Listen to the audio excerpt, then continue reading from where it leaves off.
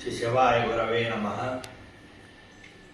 వందే మాతం వందే గురు పరంపర అనేటువంటి ఈ యూట్యూబ్ ద్వారా శ్రీమద్ దేవి భాగవతాన్ని చెప్తూ ఉన్నాను.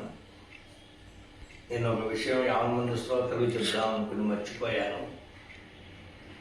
చాలా ముఖ్యమైనటువంటి అవసరమైన విషయం ఇది. లోకంలో చవితి చంద్రుడు అంటూ ఉంటారు. వినాయక చవితి నాడు చంద్రుని చూడకూడదు అనే ఒక మాట ఉంటుంది. ఈ రెండింటి యొక్క వ్యత్యాసాన్ని గమనించాలి. చవితి చంద్రుడు అంటే చంద్రోదయ సమయానికి చవితి ఉంటే వాడు అది చవితి చంద్రుడు.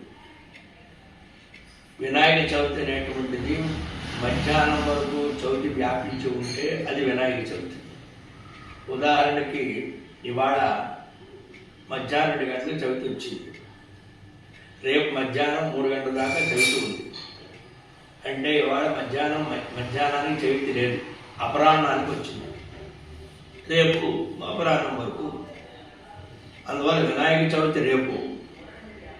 ఇవాళ మధ్యాహ్నం వచ్చింది కాబట్టి చంద్రోదయ సమయంలో చవితి ఉంది. ఈ రోజున ఇవాళ అంటే మంగళవారం 26వ తారీఖు మంగళవారం సాయంకాలం ఇవాళ చంద్రుడిని చూడకూడదు. ఇది ఇవాళ చవితి చంద్రుడు తప్ప రేపు వినాయక చవితి నాడు చంద్రుడు చూడకూడదు అని నియమం కాదు. రేపు పంచమి చంద్రుడు అవుతాడు. రేపు సాయంకాలం పంచమి వచ్చేస్తాడు. పంచమి చంద్రుడు కాదు.